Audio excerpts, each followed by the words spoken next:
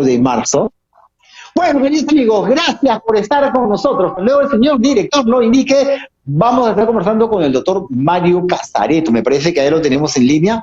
Doctor Casareto, muy buenas tardes, ¿me escucha? ¿Qué tal, doctor Casareto, ¿me escucha? Muy buenas tardes.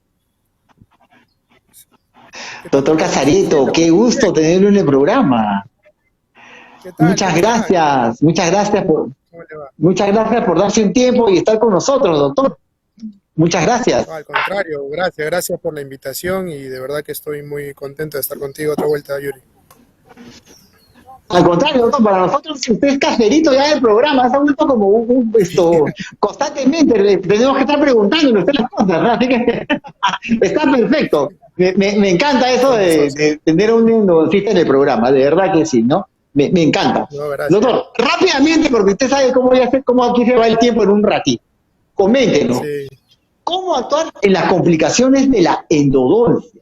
Pero, antes de hablar de cómo actuar con las complicaciones de la endodoncia, yo le agradecería que en palabras simples y sencillas pueda definirnos para el público en general que también nos ve, ¿qué es una endodoncia? Por favor. Bueno, es el tratamiento que se hace del conducto, o sea, dentro del diente, cuando afectado el nervio, la pulpa, ¿no? El tejido pulpar, para palabras más coloquiales, el nervio, ¿no? Se ve afectado el nervio y obviamente nosotros tenemos que abordarlo para poder tratarlo, limpiar todo, puede estar en algún caso contado, y despinarlo con un material que tiene que ser biocompatible. Bueno, ahora con todos los materiales que estamos usando en endodoncia, nos ayudan mucho también a la reparación biológica. Excelente. Y o sea, doctor, podemos decir que, imaginémonos que, bueno, uno hace endodoncia en muchos casos, pero para estos fines didácticos puede decir que usted tiene una caries, una pequeña caries, la descuida, esa pequeña caries va creciendo, va avanzando, le va molestando, ya no lo deja dormir, ya es una señal de que tiene que visitar a su cirujano dentista, al especialista en endodoncia, y entonces ahí también se produce la endodoncia. Claro, correcto. Casi siempre me llegan pacientes derivados de otros colegas cuando ya la caries ha abordado ciertas estructuras del diente que trae consigo ciertos síntomas, ¿no? Síntomas básicamente dolor, ¿ok? Los pacientes, por ahí tengo algunos que te dicen, bueno, no sé por qué, de un momento a otro me comenzó el dolor, ¿no? En un diente que tenía una caries mínima, nada más, hace tiempo, preferí todavía no curármelo porque la veía muy pequeña, pero de un momento a otro comenzó los dolores, y son dolores que vienen de forma espontánea, ¿no? De un momento a otro, estoy durmiendo y en pleno dormida me comienza el dolor y me despierto con dolor y ya no puedo controlar eso, ¿ok? Wow, esa es una señal inequívoca que vamos a tener que hacer una endodoncia. Exacto, una de las señales, una de las tantas, ¿no? Sí, claro, una de las tantas, por supuesto. De las más prevalentes, ¿no? Sí, doctor, empezamos a hacer la endodoncia, hacemos una apertura, estamos trabajando y se empieza a complicar las endodoncias. ¿Por qué se complica, doctor? ¿Qué pasó? ¿Qué hacemos? Bueno, también las complicaciones también son multifactoriales, pero una de las causales, por ejemplo, son en el momento del trabajo, ¿no? Los dientes internamente tienen diferentes formas, ¿no? Hay diferencias de formas internas del diente que en principio el colega, el odontólogo, el cirujano dentista debería conocerlas, ¿no? Para poder abordar internamente al diente hay que tener cierto conocimiento de dónde estamos ingresando, ¿ok? Agregado a la anatomía del diente. Exacto. Agregado a eso, también hay situaciones en las cuales la pieza dentaria viene con ya bastante destrucción, ¿sí? Y muchas veces los colegas, al no tener experiencia de la anatomía interna del diente, piensan que es un diente como cualquier otro normal, sin caries, sin nada, pasan por ahí con el instrumento y se pueden ir no por la parte interna del diente, sino podrían desviarse. Claro, por supuesto. 100%, En el caso, por 100%. ejemplo, de las desviaciones, de las perforaciones, ¿no? Sucede bastante eso, ¿no? Doctor, ¿y qué hacer? ¿Qué hacer si por A o B ocurrió alguna desviación, alguna perforación? Ok, lo principal y el primer paso que deberíamos hacer es detener todo el procedimiento, ¿ok? Porque aquí ya implica el tema de la ansiedad que puede incurrir el operador. Esto es muy importante porque al cometer un accidente o al complicarnos en el momento del tratamiento y al querer volver a retomar el caso, volver a retomar el camino de la endodoncia, podemos seguir cometiendo más accidentes o errores o seguir complicándonos mucho más. ¿Okay? Es importante reconocer que hemos cometido un accidente o que hay una complicación para decir, esperen un momentito, nos detenemos aquí, esperemos, relajémonos, citemos al paciente en otra cita para poder planificar mejor cómo corregir esta complicación o el accidente que haya ocurrido, ¿no? En el caso de las perforaciones, por si acaso, no, con el tema de perforación, tengo que volver a estudiar si es permitirme darle al paciente o solicitarle al paciente una tomografía para ubicar mejor cómo es el camino, por dónde es el camino de la pieza dentaria. ¿Okay? Una vez retomado esta complicación, retomado el camino, tranquilamente podemos continuar con el tratamiento indicado.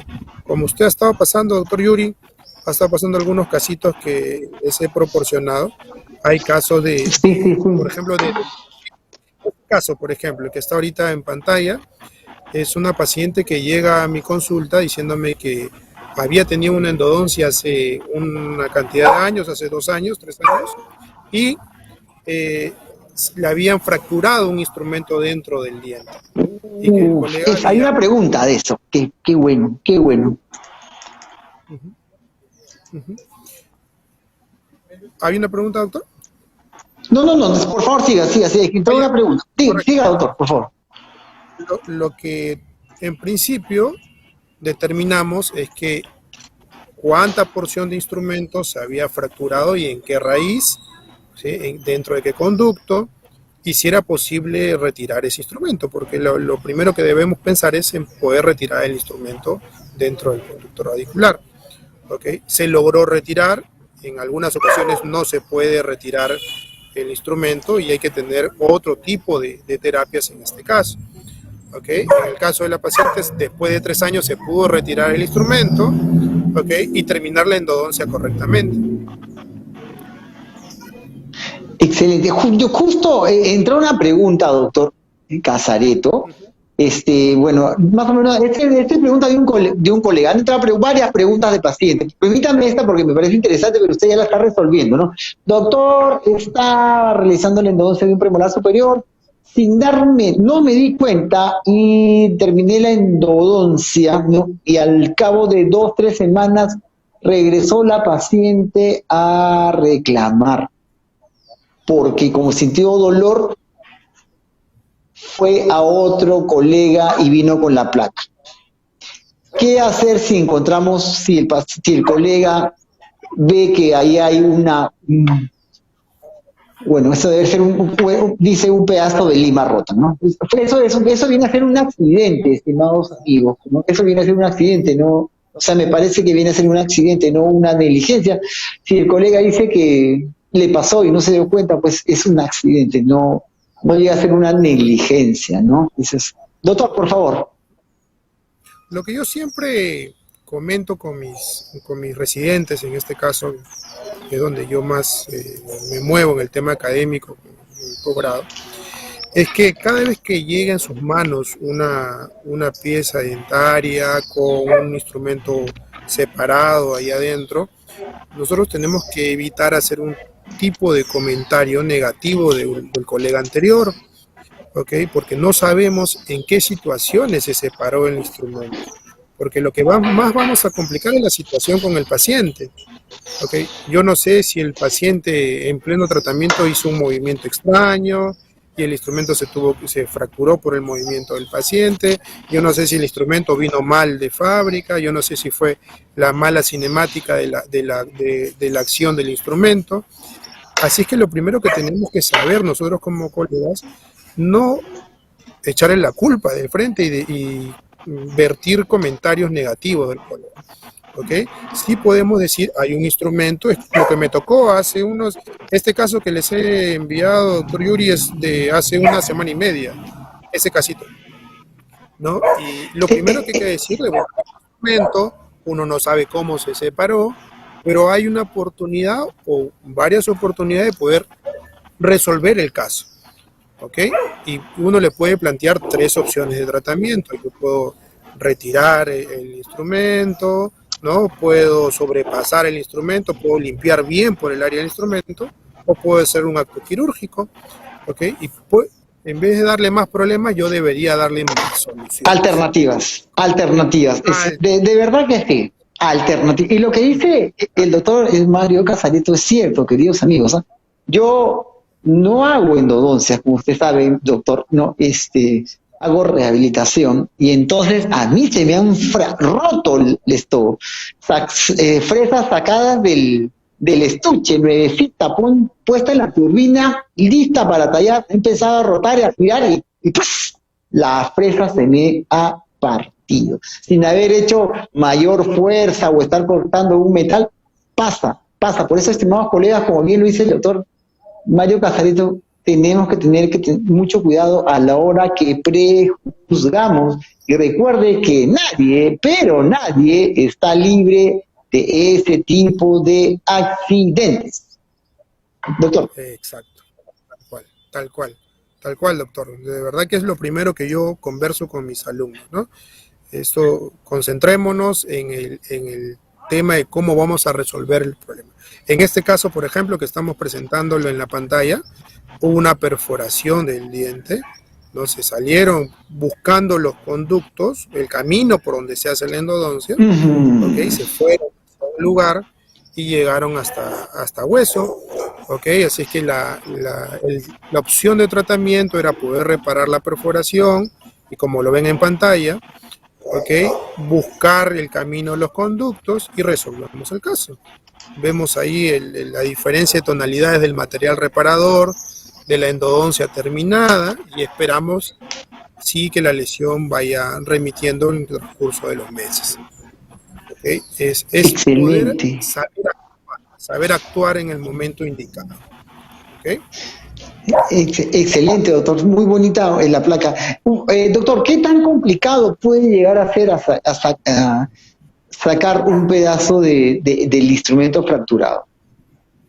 Sí, es muy complicado. Nosotros como endodoncistas nos entrenamos en esas técnicas para retiro de instrumentos, y por más que estamos entrenados, se nos hace complicado, ¿no? Así que sí, a los colegas que intenten retirar instrumentos, les sugeriría que tomen entrenamientos continuos para poder realizar ese tipo de técnicas, porque si no, lo que vamos a hacer es complicar más el caso.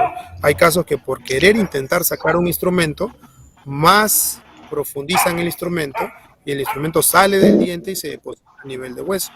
Sí, hemos tenido casos complejos como eso. ¿Qué otro, dentro de las complicaciones que usted ve, cuál otra mención, otra complicación, por favor, doctor? Por ejemplo, en la pantalla pasaron unas piezas dentarias que estaban calcificadas. Ajá, qué buena pregunta, sí. Y lo que normalmente hacemos es querer como sea buscarla en los conductos, ¿no? Ahora, tenemos técnicas, y ahora con la digitalización de la odontología nos podemos ayudar hacer guías, como las guías quirúrgicas para implantes, guías que orienten al instrumento en su eje longitudinal del conducto radicular. Si podemos pasar una diapositiva más, me parece que por ahí está. A ver, eso no depende de mí, depende de nuestro señor director, eso escapa totalmente de mí, doctor Mario Casareto, así que estamos sometidos a su voluntad. Ahí está, justito. Actualmente estamos usando mucho las guías para poder ubicar conductos calcificados, ¿ok? ¿Sí? Que nos permitan evitar perforaciones. Wow. Porque si yo veo un diente calcificado, la primera idea que se me viene a la cabeza es que podría perforar al intentar buscar conductos calcificados. ¿Okay? Entonces, es lo primero, yo tengo que prevenir la perforación. Para eso, ahora pues estamos usando guías, hay un orificio, se le hace la guía en el eje longitudinal del conducto, en el centro del conducto. ¡Qué interesante! Y vamos sí, de a poco. Es más, tenemos un artículo publicado muy interesante en la revista de la Sociedad Peruana de Endodoncia, en la revista de la misma sociedad, donde enseñamos cómo realizar la guía y cómo hemos logrado poder encontrar conductos totalmente calcificados. ¿Okay? Entonces es una ayuda muy buena para que los colegas entren a hacer o encontrar conductos en dientes calcificados sin alguna ayuda diagnóstica o herramienta que nos pueda ayudar en eso. Increíble, doctora, increíble. Realmente, mire, como siempre le digo y siempre nos pasa, uno aprende, uno aprende. Doctor Mario Casareto, le agradezco su presencia en el programa. Tenemos que hacer un programa especial pura endodoncia, un mini curso, doctor. Sí. Tenemos que hacer un mini curso de verdad, para todas, porque nos hemos quedado con las preguntas, o sea, yo pienso que tenemos que grabarlo, algo se nos va a ocurrir, lo que sea, pero lo tenemos que meter a la página, doctor, de verdad. Lo comprometo a ver si algún día lo podemos hacer, de verdad que sí. Doctor, ¿algún número de contacto? Gracias, doctor. ¿Algún número de contacto, por favor, para dónde pueden los colegas, para hacer alguna pregunta, o las personas o los pacientes para poder visitarnos? Mi red social, que normalmente subo mis casos clínicos o tips en endodoncia, que es Mario Casareto Endo, en el Instagram, así es que por ahí me pueden seguir o hacerme las consultas que yo voy respondiendo consulta tras consulta. Y mi disponibilidad total para el programa, doctor Yuri. Excelente, doctor. Muchas gracias por haber estado en Reactivemos la Odontología. Que tenga usted muy buenas tardes. Que Dios lo acompañe. Gracias, doctor. Gracias, doctor Yuri. Gracias.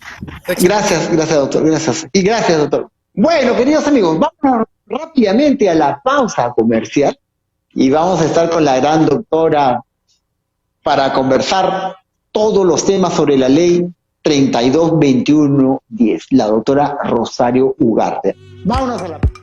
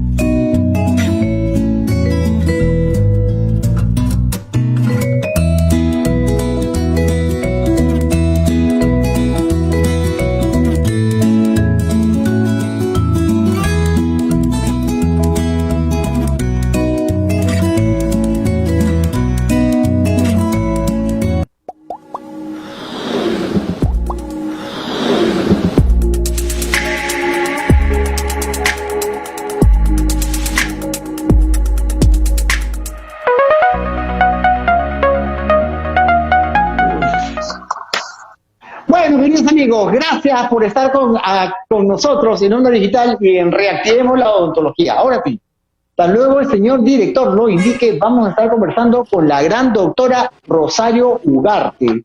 Doctora Rosario Ugarte, ¿me escucha? Buenas tardes con todos, ¿se escucha? La escuchamos clara y fuerte, doctora. Bienvenida al programa, gracias. Buenas tardes con todos, primero con la población peruana que nos está viendo el día de hoy, a todos los colegas y a ustedes que son parte del programa y día a día pues siempre compartiendo nuevos conocimientos en todas las áreas, ¿no? Y hoy día, bueno, el tema que vamos a tratar es con respecto a esta ley que se ha vuelto un poco de conflicto, se podría decir así, de parte del área médica, ¿no? Exacto, para ponerle contexto a los colegas que no lo saben, que no participan, a la población que ve a los cirujanos dentistas manifestándose en la calle, manifestándose en los diferentes programas, frente al Congreso de la República. Coméntenos, ¿qué es eso de la ley 3221-0 y la salud pública? ¿Qué conflicto está manejándose? ¿Qué está pasando? La ley, la 3210, para aquellos que no tienen conocimiento, es una ley que hemos modificado, la ley 27878, la del trabajo del cirujano dentista, en sus artículos que vienen a ser el 3, el 4, el 7 y el 14. Esta ley definitivamente lo único que viene a hacer es regularizar, ¿no?, las actividades, ¿no?, que veníamos haciendo nosotros los cirujanos dentistas. Entonces, sobre todo, vamos a hablar del tema que se viene a ser el artículo número 4, que en su modificatoria habla de que el trabajo del cirujano dentista es reconocido, ¿no?, como la práctica médica, ¿no?, y que se sustenta también en el acto médico de odontoestomatología, bajo responsabilidad ética, moral y bueno, liberal. Bueno, en realidad eso es por lo que veníamos haciendo nosotros los cirujanos dentistas, porque el acto médico de forma general en realidad viene a ser desde que el paciente llega al consultorio hasta que se va, ¿no?, después de haber recibido un tratamiento de manera integral, que es realizado mediante una historia clínica, la evaluación, diagnóstico, tratamiento, exámenes auxiliares, ¿no?, el alta, ¿no?, del paciente, sus indicaciones, pero de manera autónoma. Y esas actividades lo venimos realizando diferentes profesionales de la salud, entre ellos, por ejemplo, están los médicos cirujanos, todos los cirujanos dentistas.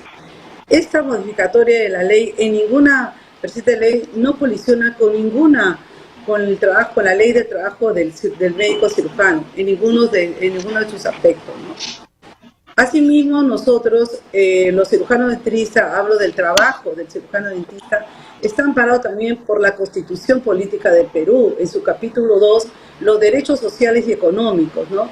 Hemos tocado el título que se llama la ley y hemos hablado sobre la salud pública en el país, que yo creo que el día de hoy me voy a enfocar. No se ha tocado otros temas, pero es importante saber de qué manera va a repercutir positivamente y el impacto que va a tener en su reglamentación y en su implementación.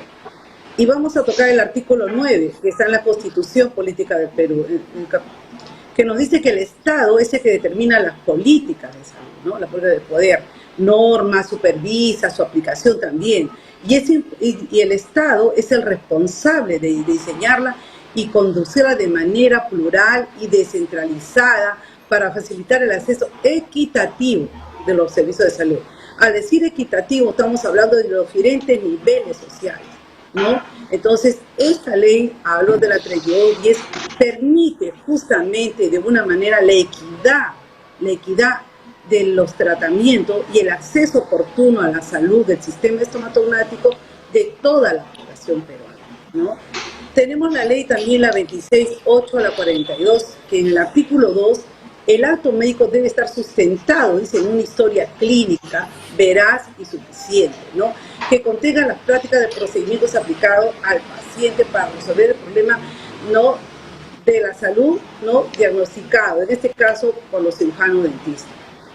También en este artículo 29, también tanto el médico cirujano como el cirujano dentista puede proporcionar copia de la historia clínica, ¿no?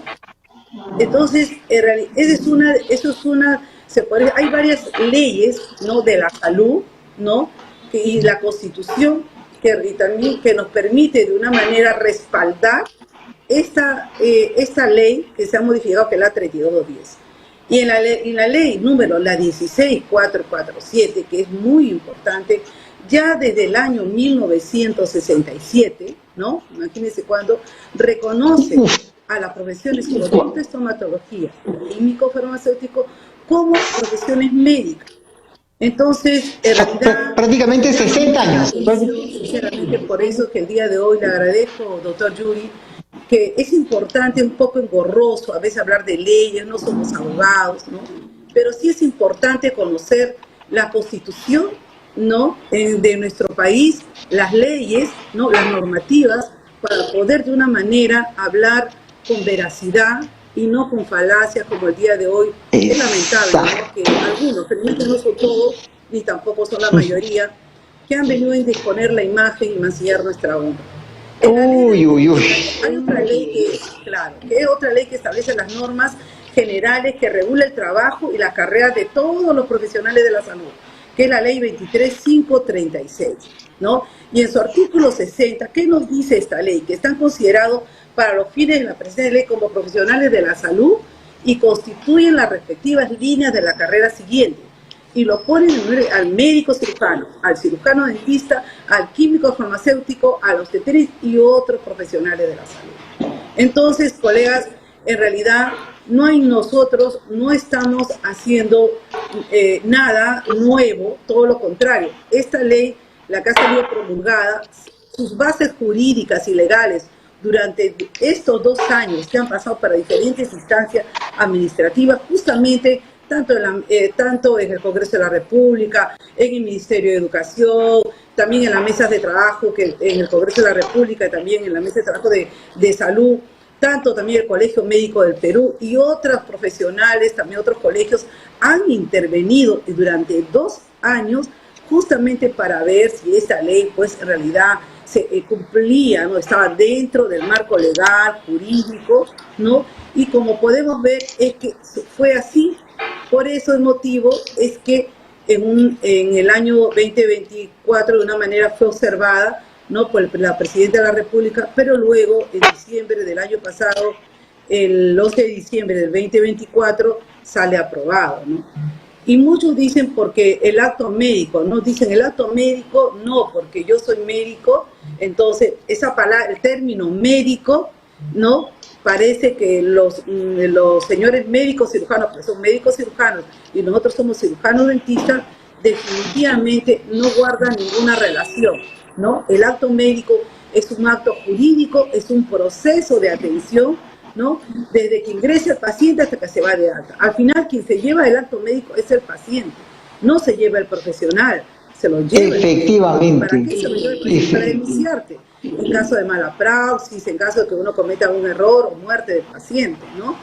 Hasta antes de eso, lamentablemente, a nosotros existía lo que era el acto odontológico, pero cuando te denunciaba, no existía en el marco jurídico el acto odontológico. Entonces, ¿cómo te denunciaban?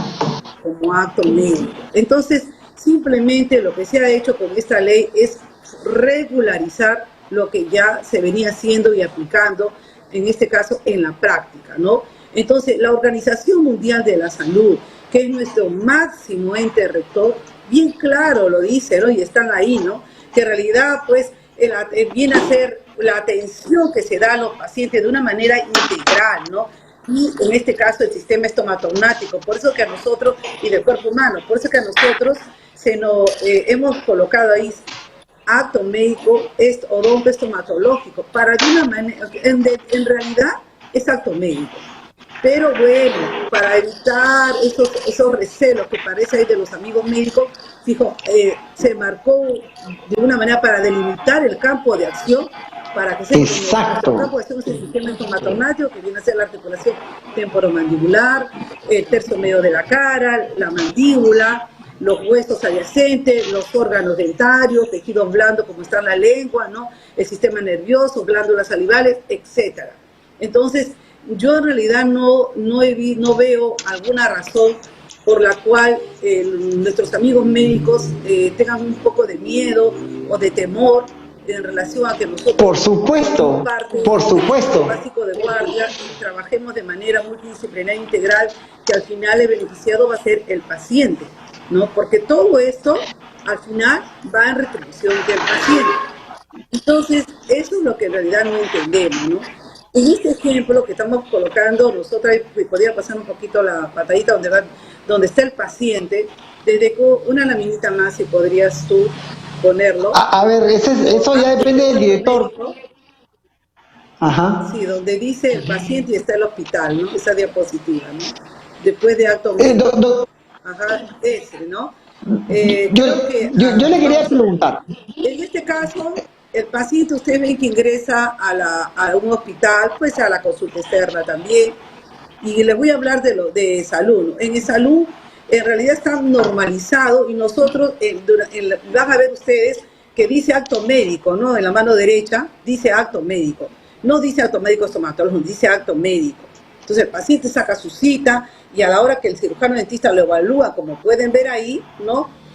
Ahí está lo que dice acto médico. El paciente saca su cita, es evaluado en este caso por el cirujano dentista, y el proceso de atención de que ingrese, le realiza un procedimiento, así sea una resina no compuesta, sea una exodoncia, sea un drenaje, sea cualquier procedimiento mediante el uso de la historia clínica, ¿no? Y hasta que se va el alta al paciente, el paciente se va con su acto médico.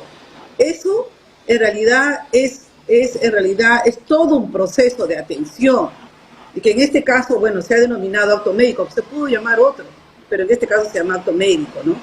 Eso es lo que quiero que comprendan, que en realidad acto médico no es igual a ser médico, no es un título profesional, ¿no? Es como para decir el acto administrativo. El acto administrativo lo hacen quienes, todos los que trabajan en las áreas más administrativas, pero el decir acto administrativo no significa tener el título de administrador público, eso no es igual. Lo mismo sucede acá.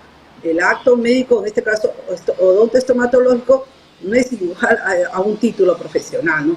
Los títulos profesionales nos otorgan las universidades, y la competencia también nos otorga la universidad.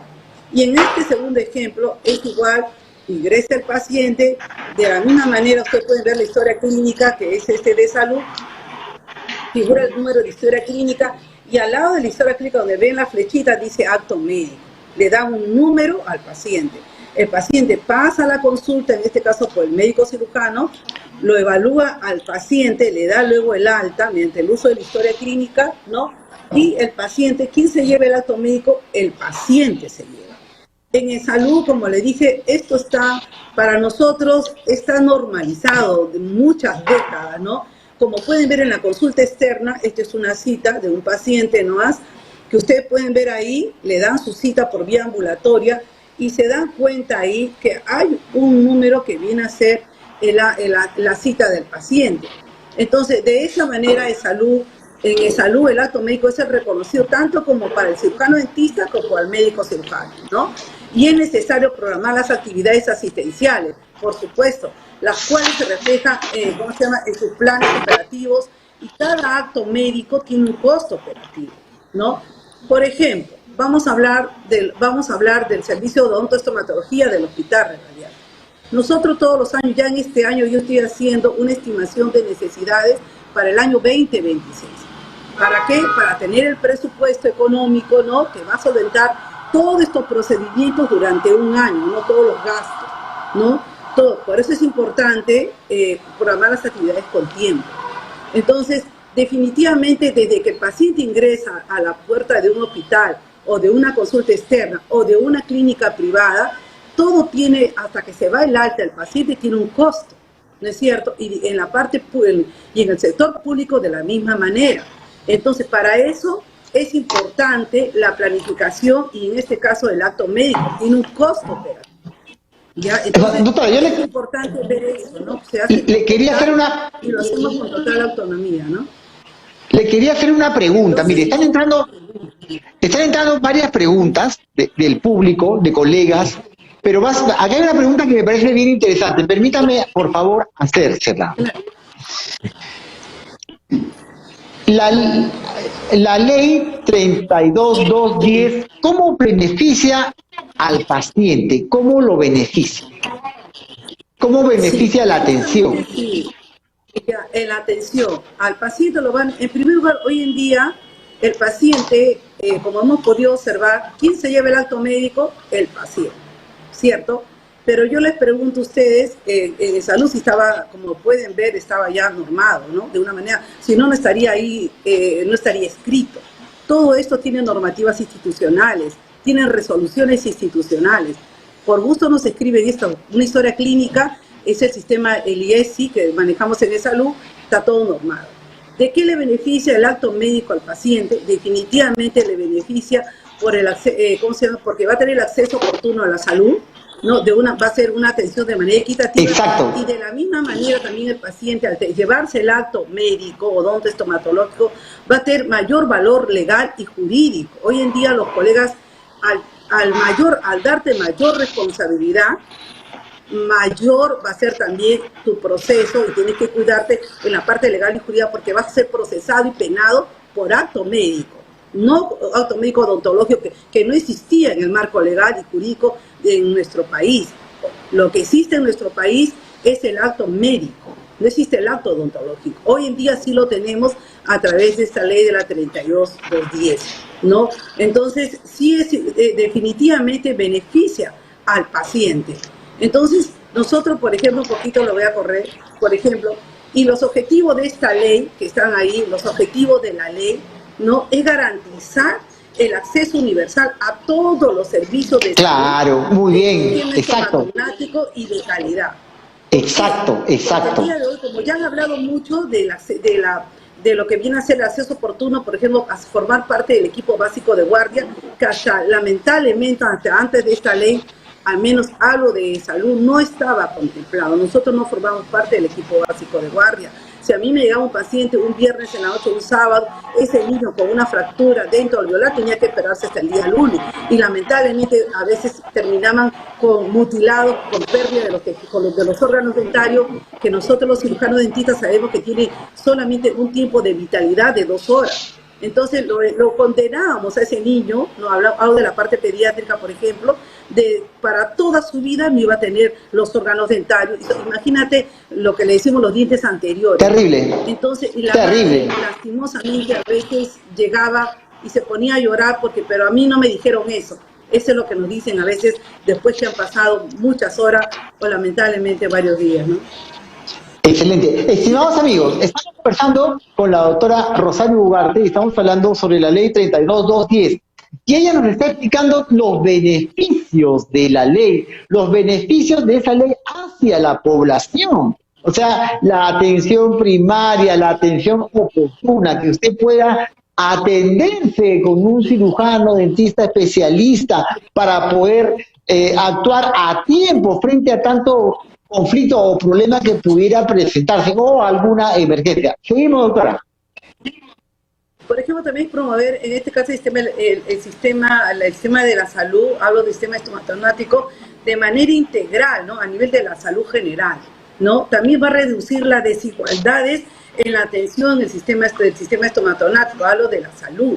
¿Por qué? Porque hoy en día, lamentablemente, no es justo que nuestros hermanos, hablo de la población peruana de menores recursos, que por una simple odontalgia, ¿no? Que un dolor de muela, ¿no? Que seguramente es terrible un dolor de muela. Muchos dicen que es igual que dolor de parto, ¿no? Muchos decían lo comparaban. Bueno, no, el día de hoy al menos va a poder tener acceso, ir a un centro de salud cercano y encontrar a un cirujano dentista a las 24 horas y lo va a poder diagnosticar, evaluar y ver si en verdad esa odontalgia, porque muchos pacientes dicen, yo llevo con dolor de la mandíbula, pero a veces no es por una causa de origen odontogénico, pero lo evalúan. Y entonces en este caso a veces es un acceso, es una bolsa periodontal, ¿no es cierto? Algo de nuestros niños que también están en proceso de erupción, también sus dientecitos, también los bebés se quejan mucho de dolor, las madres no tienen dónde acudir, entonces el día de hoy va a favorecer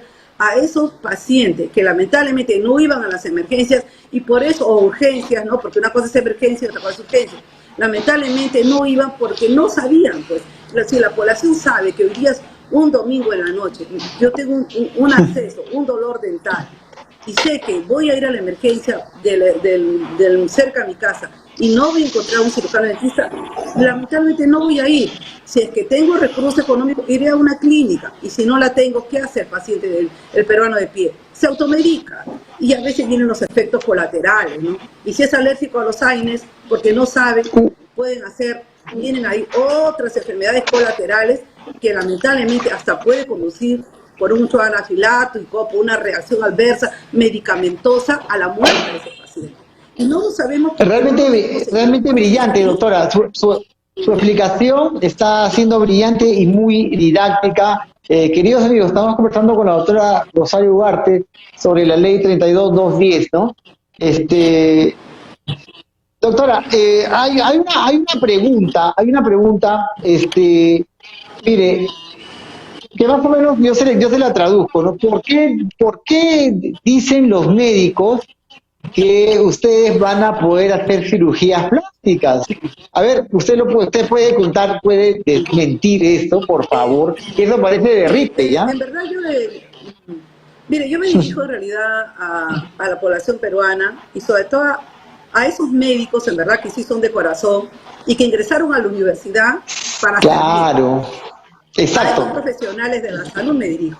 Porque exacto. Lamentablemente, ¿no?, que han ingresado a la universidad porque piensan que ser médico es tener dinero lucrado.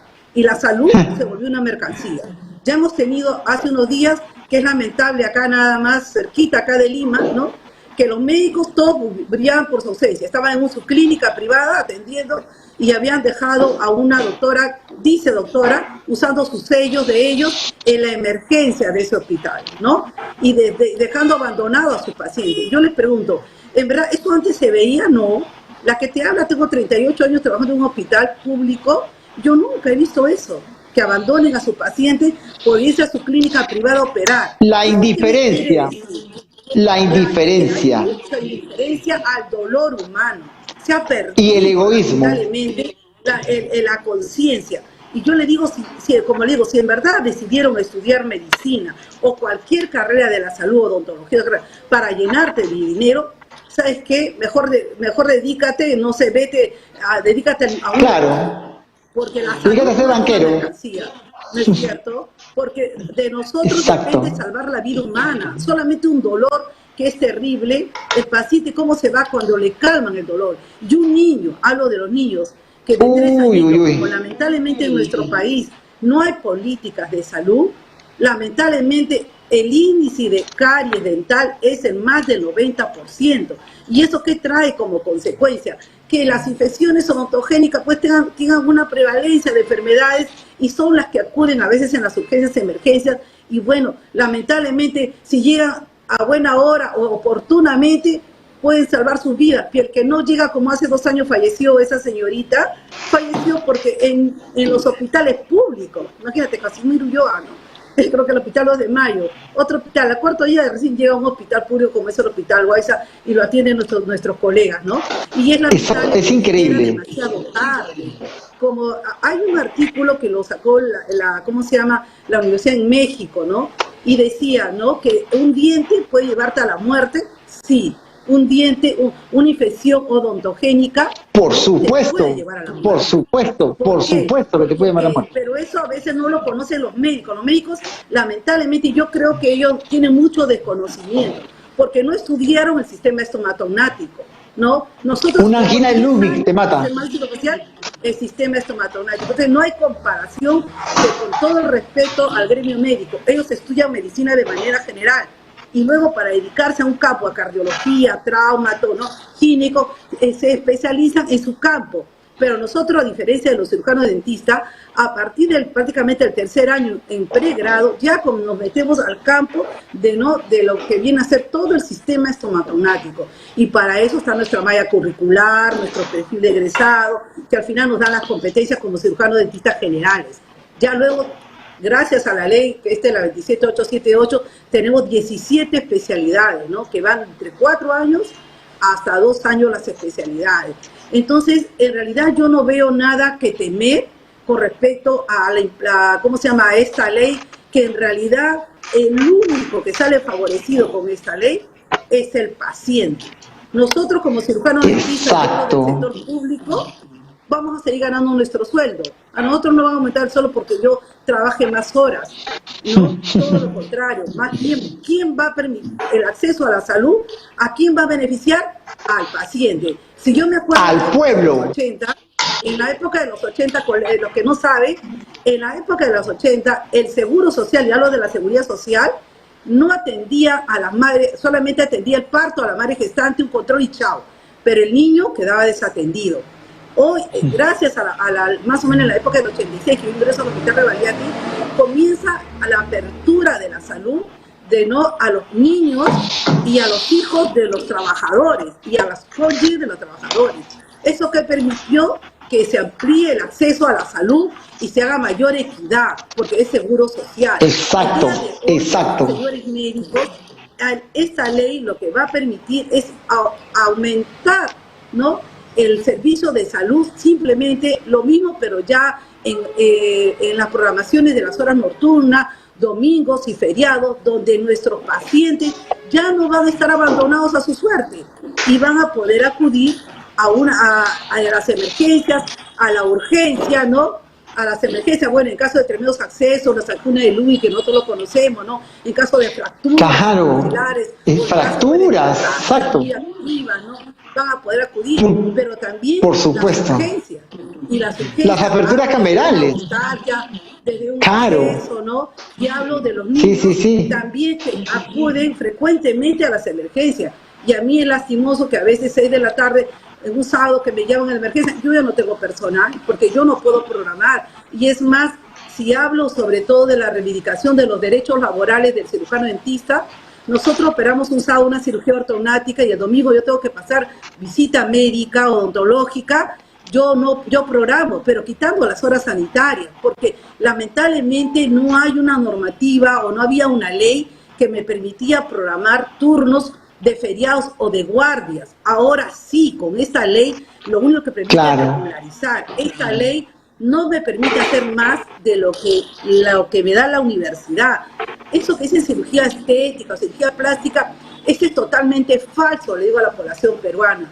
Yo lo que observo, es triste decirlo, un egoísmo, ¿no? Un egoísmo de parte de ese grupo, ¿no? Porque no digo de todos. Es un grupo, usted lo ha dicho, es un grupo, nada más, es un grupo. Muy mal el colegio médico. Es triste porque nunca, como le dije, en la historia de nuestro país, y al menos yo nunca había visto que un profesional que siempre, bueno, siempre comparábamos al médico como un cura, ¿no? Hablemos por así, ¿no?